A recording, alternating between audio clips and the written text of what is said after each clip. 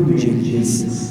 Sabe, talvez toda aquela experiência pela qual Elias passou, nossa, sobrenatural, tremendo, fé, cresci, olha, e de repente ele olha aqui, nossa, eu não tenho poder algum na verdade, e agora? O que vai acontecer daqui? Porque eu já experimentei a questão agora com os profetas, mas agora é diferente.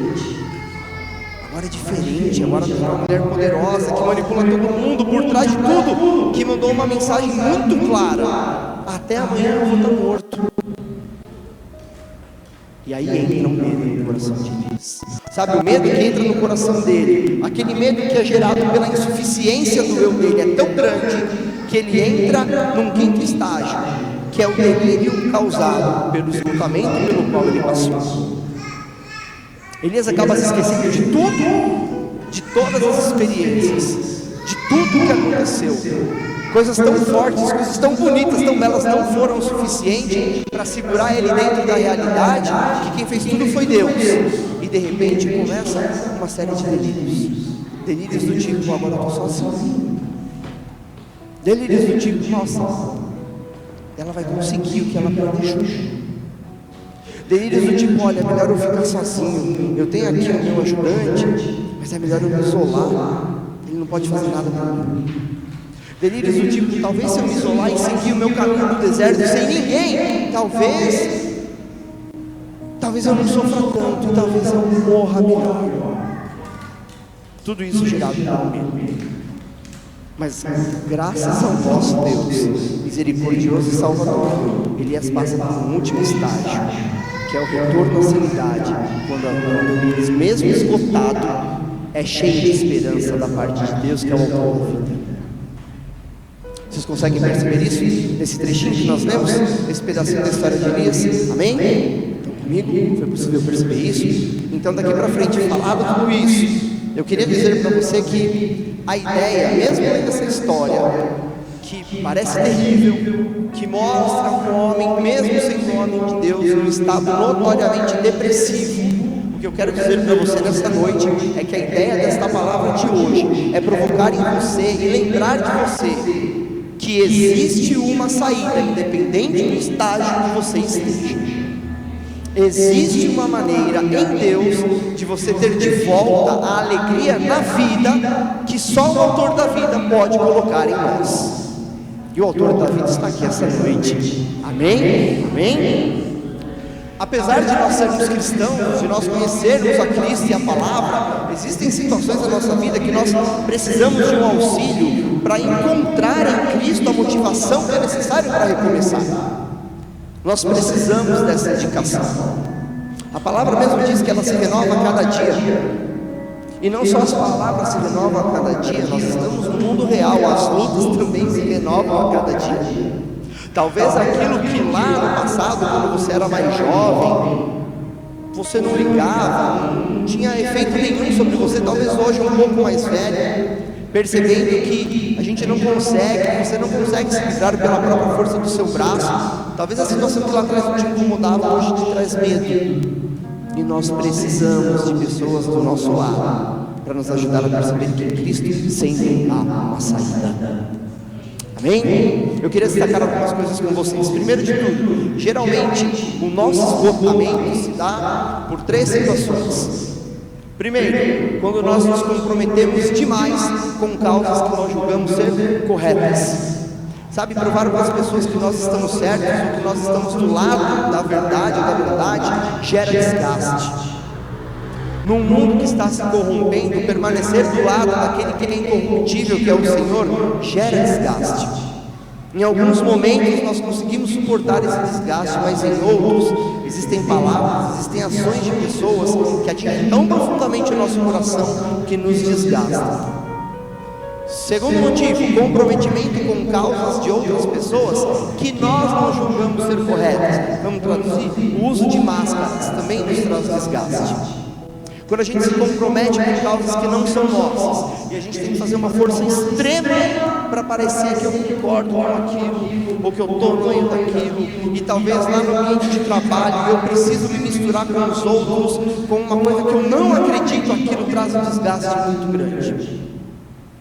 Principalmente quando a gente chega em casa, coloca a cabeça no travesseiro e fala: Deus, que eu não falei que eu não acredito naquilo? Por que eu neguei a fé hoje? Por que eu não consegui, mesmo conhecendo o Senhor, por que eu não consegui me posicionar como eu queria? E isso traz desgaste, principalmente pela ação do acusador sobre as nossas vidas. E o terceiro ponto, geralmente a gente se desgasta, e aí eu me incluo nisso, e eu acredito que a maioria de nós se inclui, nas tentativas em sermos aquele que resolve tudo. Quem será que nunca se desgastou porque tentou carregar o mundo nas costas? Sabe quando bate o desespero de ele não vai conseguir, então eu vou lá e eu vou tentar fazer. Nossa Deus, as coisas estão indo por ar, não é possível, será que o Senhor não vai agir? Então não precisa não, Deus, deixa que eu vou lá e faço. Isso nos desgasta demais. Até aqui alguém está conseguindo entender? Sim? E aí nós temos alguns problemas específicos em cada tipo de desgaste. Primeiro, quando a gente tenta ficar muito do lado do que está certo, o desgaste acontece porque não tem jeito, a luz sempre vai incomodar as trevas. Sempre estar do lado da luz é desgastante porque ela incomoda as trevas. Já pensou você entrando numa caverna só com fósforo? Aquilo com certeza vai chamar a atenção de tudo que está em volta. Tudo que vive dentro da caverna vai chamar a atenção daquela luz. E sabe, quem não gosta da luz vai tentar fazer o que com ela? Apagar. Estar do lado da luz do que é certo sempre vai incomodar aquilo que é incorreto. Quando eu me comprometo com as causas que eu não acredito, aquilo me desgasta porque traz estafa física você tentar mascarar alguma coisa que você não é. Quando você vive tentando ser alguém que você não é, aquilo demanda uma concentração de você extrema. É difícil, isso causa estafa, não só para o corpo, mas para a mente também. No caso de Elias, a situação dele é que ele estava do lado de Deus. E ele foi além por conta disso, a ponto de desafiar os profetas. E a luz que estava em Elias incomodou Jezabel. E daí para frente nós vemos uma série de coisas que acontecem e que trazem marcas em Elias que demonstram como é uma pessoa que está esgotada. Vamos falar de 3 marcas também? Pode ser? Só 3? Para você guardar para sempre, tá? Primeira marca de uma pessoa esgotada, o medo. O medo é claríssimo nas pessoas que estão esgotadas, principalmente porque o esgotamento, seja mental, seja físico, seja espiritual, não importa a origem. O medo tem origem em pensar o que o outro vai pensar de mim. Eu não posso fraquejar agora. Eu estou esgotado, mas eu não posso fraquejar, porque senão o que ele vai pensar de mim? Eu não posso tropeçar aqui, porque se eu tropeçar, o que a minha família vai pensar de mim? Não posso me dar o direito, não posso me dar o direito de errar, não posso. E mesmo esgotado, a gente vai tentando até que chega uma hora que o medo toma conta, na verdade. O medo, na verdade, é gerado pelo senso de autopreservação. Quando eu tenho, sabe quando chega aquele ponto de eu vou ser exposto? O eu vou ser exposto tem origem no nosso medo. E aí a nossa tendência é ir para o isolamento. Essa é a ordem das coisas. Sabe, o medo e a sensação de que nós não vamos conseguir, ele nos cega. Nos cega por fato de que, na verdade, a nossa mão nunca conseguiu nos livrar de nada. Sempre foi Deus que nos livrou. Sempre foi Deus que nos livrou. Sempre foi Deus que esteve lá naquele momento, no mais escuro, no mais sozinho, no mais estranho, quando eu mesmo achei que Deus não estaria lá pelo tamanho do meu erro e do meu pecado. Sempre foi Deus que esteve ali. Nunca foi a nossa mão que nos tirou dali. Fala para mim, irmãos, quantos dias a gente consegue acrescentar na nossa própria vida? Olha a fragilidade da nossa vida. É gostoso fazer plano, não é? É gostoso quando eu estou lá no período perto das férias, juntar o meu dinheiro, fazer meu plano de viajar com a minha família, de tirar um monte de fotos, fazer um monte de coisa. Mas sabe, se a gente adoecer, E se a nossa doença for para nos levar desse mundo, plano nenhum conseguiu acrescentar nenhuma hora na nossa vida. Nossa vida é muito frágil. Sempre foi Deus. Sempre que deu certo. Sempre que você levantou no dia seguinte, depois de 21 dias que parecia que você não ia conseguir acordar por conta da tristeza, sempre foi Deus que esteve ali. E sempre vai ser assim, Ele sempre estará lá. Amém? Você crê nisso? Amém. O medo então cegou Elias, a ponto dele achar que nem o companheiro dele deveria estar com ele, devia ficar com ele. A Bíblia diz que Elias começa uma caminhada, primeiro começa com um ajudante, no meio do caminho ele deixa o seu ajudante. Segundo ponto da pessoa que está esgotada: isolamento. O isolamento tem um problema grave. Às vezes a gente acha que se isolando, vai ser melhor para pensar, vai ser melhor para resolver. Não, muito barulho, eu não vou conseguir entender nada. Melhor eu ficar com o meu pensamento aqui, para eu poder ficar bem quietinho e ver o que vai acontecer. Mas vocês já viram um peixinho num aquário? Ele vive relativamente feliz dentro de um aquário. Tiver umas plantinhas, tiver uns bichinhos, tiver uma comidinha boa, uma luzinha boa, ele vai ficar feliz dentro do aquário. Mas ele dentro do aquário nunca vai conseguir entender o tamanho do oceano que tem do lado de fora do aquário. A gente, quando se isola, a gente está lá dentro do aquário e sozinho a gente não vai conseguir pensar da mesma maneira que conseguiria com uma pessoa que está olhando a situação do lado de fora. Mas o nosso medo de se sentir exposto, de mostrar que a gente não dá conta sozinho do recado, faz a gente se isolar. Foi o que aconteceu com ele. Mas, aliás, isso é interessante, né? Ele não só ficou isolado do seu ajudante, como ele resolveu caminhar no meio do deserto. Não bastava ele deixar o ajudante dele de fora, ele não queria encontrar ninguém, nem mesmo uma pessoa que nem conhecia o problema dele. Às vezes a gente se sente mais confortável, né, em desabafar ou conversar com uma pessoa que não nos conhece ou não conhece o nosso problema.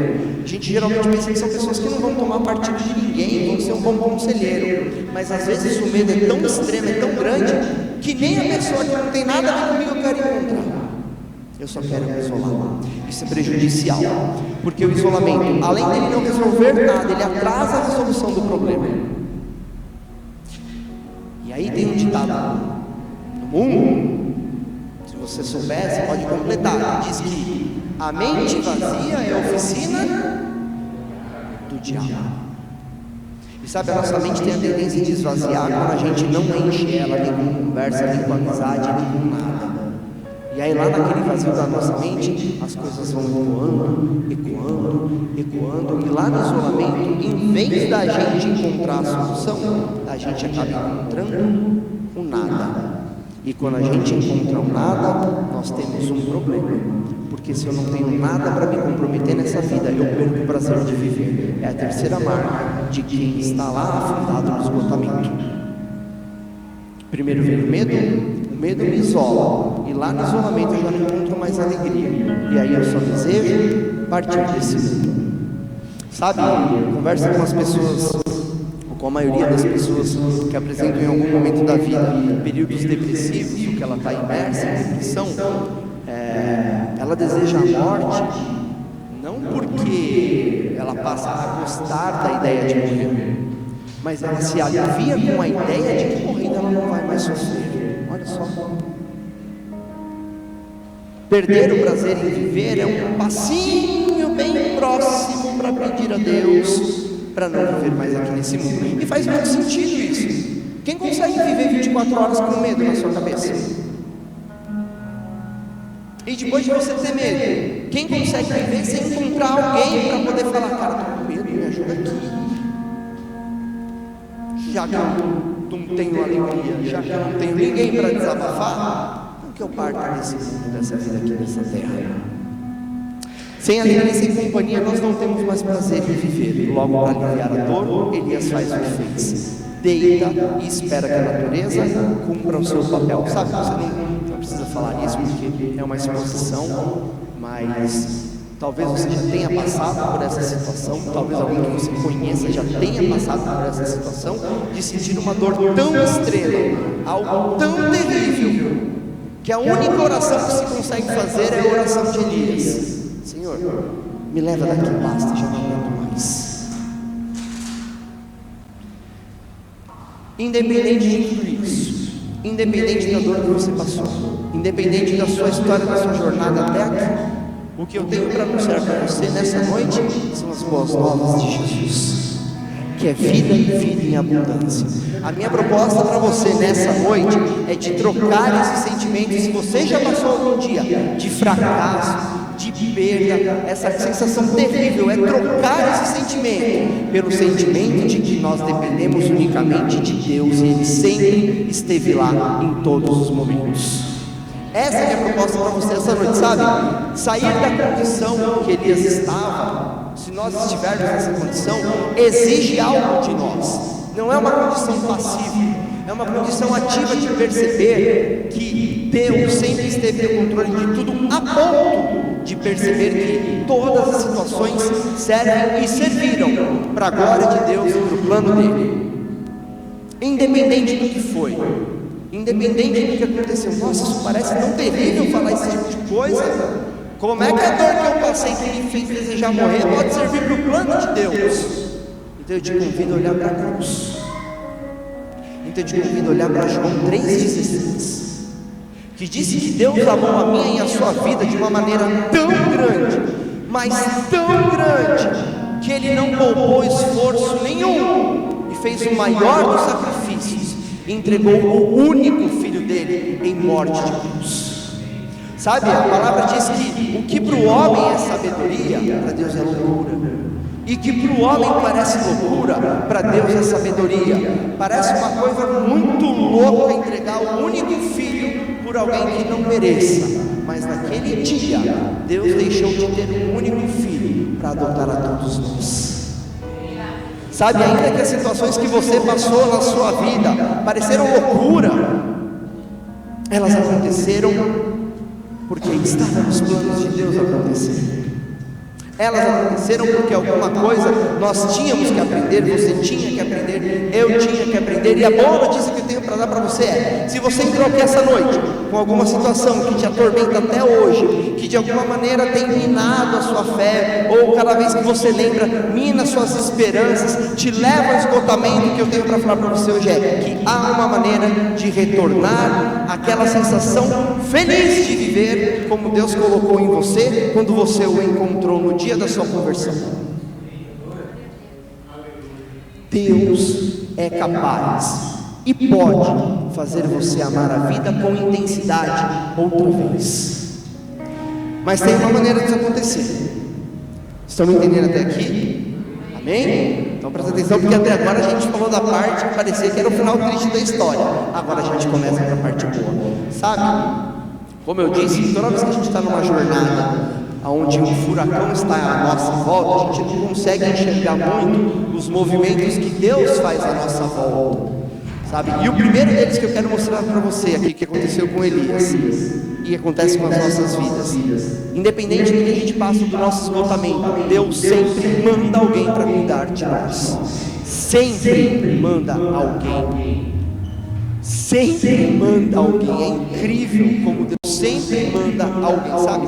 Teve um período que eu e a Vânia, eu e a minha esposa, a gente passou apertado financeiramente. Eu perdi o emprego no laboratório, ela trabalhava numa empresa em Santana, a gente mal se via, parecia o sol e a lua, porque a Vânia às vezes estudava até as 9 horas da noite, e eu quando trabalhava no laboratório, eu trabalhava de madrugada e entrava às 10. Então, no começo a gente mal se via, e depois que a gente passou esse período e começou a se ver, eu estava desempregado, ela tinha um trabalho que não pagava muito. E sabe, nesse período que nós passamos, tinha parcela alta do apartamento, tinha condomínio, tinha o gasto de um casal jovem, e Deus sempre enviava alguém como socorro. Era incrível, sempre enviava alguém. Quando parecia que ia acabar o mantimento da nossa casa, sempre aparecia alguém com uma compra ou alguma coisa. Quando parecia que ia dar para pagar aquela parcela de apartamento, sempre aparecia alguém e trazia o dinheiro por algum motivo. Deus sempre envia alguém para o nosso socorro. Sabe, na história de Elias foi um anjo, um privilégio receber um anjo, trazer lá um Big Mac santo, né? Pãozinho fresquinho em cima da pedra quente, copinho de água do lado, aquele açucafite, né? Igual pregador dessa noite, mandou um anjo com comida. Ainda assim, Elias come e volta de novo. Segundo passo do que acontece à nossa volta: ainda que Deus esteja mandando as coisas e nós não estejamos atentos, pode ter certeza, Deus sempre vai continuar insistindo até chamar a tua atenção para você perceber que Ele está cuidando de você.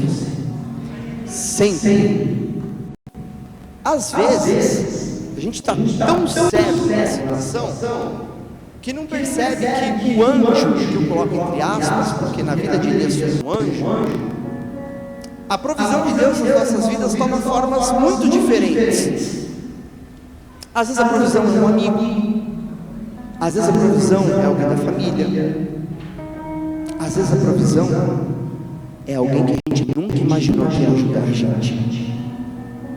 Às vezes a provisão é alguém que em algum momento da nossa vida retraiu a mão, mas agora estende. Sabe, passar por momentos de esgotamento, por vezes também é ferramenta de Deus para nós sermos moldados. Sabe, quando a gente não libera perdão, é porque geralmente a gente se achou tão santo que as pessoas, aquela pessoa não devia ter feito isso para mim. Eu sou tão bom, eu sou tão legal, sou tão gentil com as pessoas. E aí vem a síndrome do Elias depressivo. Deus, eu sou profeta, eu servi o Senhor o tempo todo, agora estão querendo me matar. Porque para Elias, na cabeça de Elias, parecia que ele era o centro. E às vezes a gente acha que a gente é o centro. E às vezes Deus nos permite descer até o esgotamento para mostrar que o centro é Ele, não é a gente. Ele é o centro de tudo. Ele é o centro e Ele sempre será. Nós estamos hoje aqui ouvindo essa palavra. Nossa vida vai passar. Lá no futuro os nossos netos, bisnetos, trinetos vão dar continuidade na RBA. Amém? Eu creio nisso. E Jesus sempre vai continuar sendo o centro de tudo. Sempre. Sabe, Elias, então, ali, mesmo fechado, mesmo recluso, Deus continua insistindo. Deus continua insistindo, perguntando: Elias, por que você está aqui? Elias, por que você parou? Elias, o que aconteceu? E Elias sempre fica na mesma resposta: Deus, eu estou sendo perseguido, eu fiz o que eu queria, agora querem me matar, só sobrou eu. Olha isso, irmãos. Elias estava tão sério, ele era o centro de tudo, que na cabeça dele, ele era o último pão do deserto. Deus, só sobrou só sobrou eu aqui, certinho. E aí acontece, eu queria falar para vocês o terceiro ponto que nós não percebemos quando nós estamos num momento terrível. A gente sempre ora a Deus pedindo que Ele venha em forma de provisão. E nos períodos de esgotamento, Deus não quer mostrar que Ele é a provisão, Deus quer mostrar que Ele é provedor. E há muita diferença entre essas duas coisas. A provisão é aquilo que uma hora vai acabar. O provedor é aquele que vai trazer tudo aquilo que nós precisarmos. Você está entendendo, irmãos? Sabe por quê? Porque tem dia que a gente precisa de água, tem dia que a gente precisa de pão, tem dia que a gente precisa de sol, tem dia que eu só preciso ficar escondidinho lá na sombra que eu estou torrando. Deus é tudo isso. Sabe, quando Deus se apresenta como o eu sou, olha a cena, Deus ardendo lá numa sarça,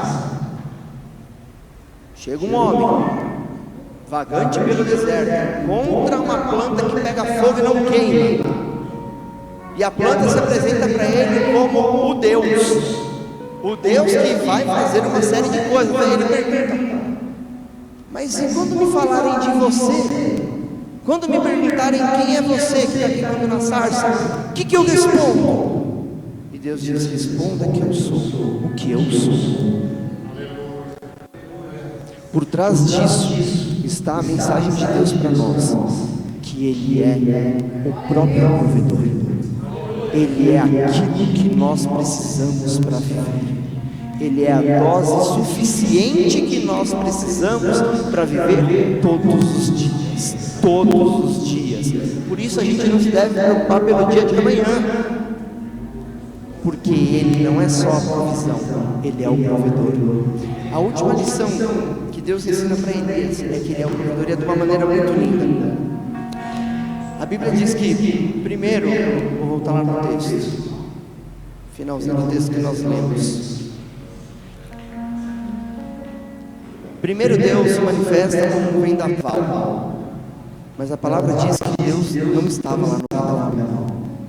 Depois Ele se manifesta como um terremoto, mas a palavra diz que Deus não estava no terremoto. Depois do terremoto teve fogo, mas Deus não estava no fogo. E aí vem a parte mais linda do texto que eu queria destacar para vocês. Por último, Deus se revela num sussurro. E no sussurro Elias percebe que Deus estava ali.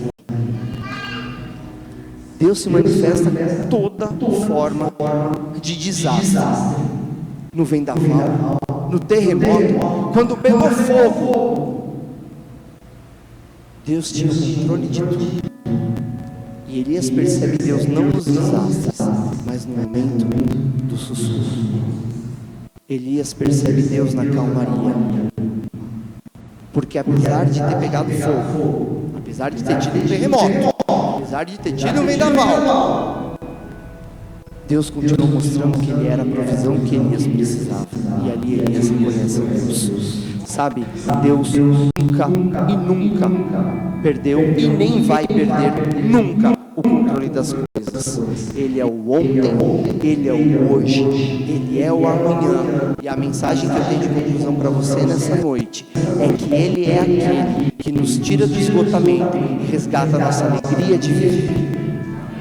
Esse é o Deus que nós servimos. Eu já estou no momento da gente encerrar, senão vou me cortar aqui no microfone também, você tem que ir para mim também. Mas eu queria compartilhar com vocês uma coisa que nós não costumamos compartilhar aqui na igreja. Se você assiste nossos cultos de quinta ou de domingo, raramente nas pregações nós falamos de nós. Nós focamos em Jesus, nós focamos na palavra, mas eu queria compartilhar rapidamente com vocês essa noite a experiência que eu e a minha família nós já tivemos na questão de retornar com a alegria de viver. É incrível, porque esse tema me pegou de surpresa na hora que eu fui montar a mensagem, porque não tinha reparado que o tema é recuperando a alegria de viver. Irmãos, será que existe alguma dor ou algum problema tão grande na nossa vida que ele seja tão marcante que a gente não consiga recuperar a alegria de viver? Talvez para você que está aqui essa noite, você acha que não. Todo problema é superável, todo problema a gente segue. Mas a gente sempre encontra um dia que a gente precisa parar na caverna de Elias. Em 2019, eu e a Vânia, vocês conhecem? Vou fazer ela passar vergonha. Vocês conhecem a minha esposa? Se alguém não conhece, dá um sinalzinho para mim, deixa eu ver. Todo mundo conhece. Eu vou falar para ela mostrar mesmo quem é ela mesmo assim. Ela está aqui sentada com o meu bebê. Tá? Levanta a mão para mim. Isso, a Vânia. Tá? Em 2019, nós passamos uma situação terrível. A Vânia estava grávida e com 8 meses de gravidez nós perdemos o nosso bebê. E para quem é pai, para quem é mãe, eu acho que não tem uma dor maior do que você fazer a esperança de ter uma vida inteira pela frente e ela ser ceifada logo no começo, sabe? E nós passamos por um momento onde nós entramos na caverna de Elias. Eu me lembro que na noite do acontecido, na verdade, da tarde da noite, o nosso médico propôs, olha, vamos fazer a cirurgia, vamos tirar o bebê hoje, né? E eu tinha tanta fé, eu e ela, a gente tinha tanta fé naquele dia, que a gente ia acordar no dia seguinte, e Deus ia ter feito um milagre, o bebê ia estar com o coração batendo na barriga dela, que a gente adiou um dia essa cirurgia de retirada do feto já morto dentro do ventre dela. E eu me lembro que esse dia, e aí as situações são interessantes, porque olha como nós vivemos a caverna de Elias todos os dias. Nós passamos pelo momento da coragem sobrenatural. Não, tenho fé, Deus vai ressuscitar esse menino. Não é possível que com a gente vai acontecer isso. A gente sempre serviu, A gente sempre esteve na igreja, a gente sempre esteve no louvor. Quando tivemos uma situação onde ministerialmente nós não fomos amparados, a gente continuou firme. É possível que a gente vai passar por isso. Não é possível que eu não sou o centro do coraçãozinho de Jesus. E algumas coisas a gente só percebe de novo quando a gente está fora do olho do furacão. Eu me lembro que na noite que aconteceu, no dia que aconteceu, a primeira pessoa para que eu liguei não foi para meu pai, não foi para minha mãe. Olha a importância de um bom servo, de um bom pastor na vida de uma ovelha. A primeira pessoa para que eu liguei foi para o pastor Renan. Deus sempre manda alguém para nos amparar. Sabe, lembra que naquele dia nós conversamos, o pastor foi e nos deu um amparo. No dia seguinte, o bebê não ressuscitou. Não foi do desejo de Deus fazer o que nós queríamos que acontecesse. E ali nós começamos a caverna de Elias. O nosso primeiro bebê, a intenção do primeiro menino era que ele chamasse Benjamin. E eu lembro que nós passamos, veio um período terrível, vai para o cemitério, vai para o SVO e tem que fazer todo o trâmite para poder enterrar, porque nasceu, já era um bebezinho formado. Eu lembro que no dia a pessoa do cemitério perguntou: vai querer registrar o feto com o nome dele? E aí naquele momento eu parei, eu pensei, era só falar sim ou não. Eu pensei, não, Deus, não é possível, essa história não acaba aqui. Falei, não registra como Benjamin, deixa ele como Natimóteo. E aí Elias passou no deserto lá 40 dias e 40 noites. Nós passamos também um tempo muito grande no deserto, sabe? E como Elias no deserto, às vezes a gente não enxergava a solução. Tinha dias que a gente suportava, tinha dias que era terrível, tinha dias que a gente sentia Deus do nosso lado, tinha dias que parecia que o céu era de mármore e as coisas tinham fechado. E aí, talvez um dia a Vânia tenha a oportunidade de falar um pouco mais sobre isso, mas uma coisa que me marcou foi que a Vânia disse que num dos dias de muita tristeza ela acordou sozinha, foi até a cozinha do nosso apartamento, se prostrou no chão da cozinha e disse para Deus: não aguento mais, Deus, está doendo demais. Mas Deus sempre manda alguém para nos socorrer. E aí nesse dia o próprio Espírito Santo falou com a Vânia e falou: olha, pega o Salmo 119 e começa a ler. Leia um versículo por dia. E sabe, irmãos, Deus é tão maravilhoso que o último versículo que ela leu caiu exatamente em um dia, um ano após o dia da perda do bebê. E ali Deus começou a fechar o ciclo, e ali o anjo começou a trazer pão e água para nós. E olha como Deus é amoroso, sabe? Dentro do apartamento onde a gente morava, tudo lembrava a situação que a gente passou. A gente já tinha passado por 2 gravidezes e a gente estava acostumado a voltar do hospital e entrar com um bebezinho no colo em casa. E a terceira vez que a gente voltou, não tinha nada no nosso colo. E aquilo martelava na nossa cabeça de novo: Deus sempre envia alguém. Deus preparou alguém para nos ajudar a mudar de apartamento, para não ter que lembrar mais daquela situação. Passado todo esse tempo, já estou encerrando, tá, irmãos? Posso continuar? Passado todo esse tempo, a gente esperando, não é possível, Deus, a história não deve ter acabado aqui. A Vânia fez alguns votos com Deus e pediu a Deus uma confirmação se as coisas realmente iriam mudar. Todos os votos que a Vânia fez com Deus pedindo confirmação, como Deus foi fiel a Gideão, todos os votos Deus foi fiel e mostrou para a Vânia. E aí dali para frente a gente só tinha uma alternativa: ou acreditava que Deus estava ali dentro ou não. E aí vem a pandemia. Durante a pandemia, não sei se os irmãos sabem, eu acabei pegando Covid, fiquei mal. E num dos dias, sem convênio, eu fui lá para o Hospital Nível Brasileiro. E no dia que eu já fazia quase 10, 11 dias de infecção de Covid.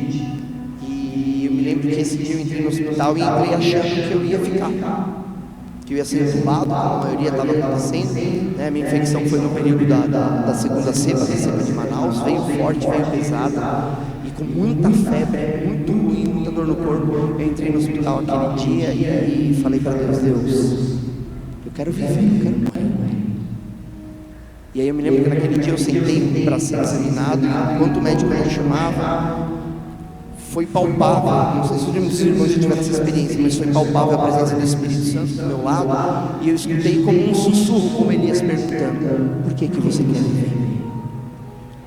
E aí naquele momento era só eu, Deus e a fé fazendo a ligação, e conversando com Deus, comecei: Deus, eu quero muito ver, porque eu quero ver minhas filhas crescer, eu quero ver a minha esposa, eu quero ver as coisas, eu quero servir ao Senhor, eu quero ver as suas promessas acontecendo. E aí eu parei, entrei para minha consulta, o médico pediu uma tomografia, já tinha passado 2 vezes, ele não tinha pedido tomografia nenhuma, mas esse dia estava mal as coisas. E ele pediu uma tomografia para ver em que estágio que estava a infecção. E na saída do consultório para a tomografia, de novo eu escutei o Espírito Santo do meu lado falar: fica tranquilo, a próxima vez que você sair, passar por aqui, vai ser com o seu filho no colo. E aí eu guardei essa promessa. E isso foi sendo pão e água para nós dentro da caverna. E Deus sempre foi preparando as pessoas ao nosso redor.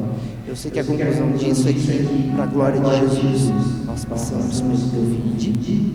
Em pouco tempo depois, sem nós esperarmos, a Vânia apareceu com uma cartinha para mim, para as meninas, e o teste de gravidez mostrando que ela estava grávida. Sabe, o primeiro dos bebês, o nome dele era Benjamin, e a gente pensou: a gente vai colocar Benjamin de novo no próximo bebê? Benjamin quer dizer o filho da minha alegria. E aí nós lembramos de como Deus foi bom, e mesmo dentro da tempestade que nós passamos, mesmo dentro da caverna, Ele mostrou que Ele é o Deus que faz a gente prosperar na terra da nossa aflição. Por isso esse barulhento que está no colo dela é o Benjamin Efraim. É o filho da nossa alegria, é a nossa prosperidade, é onde nós sofremos. Sabe, irmãos, se coloque de pé nesse momento, porque senão a gente vai virar vigília, não vai ser culto, né?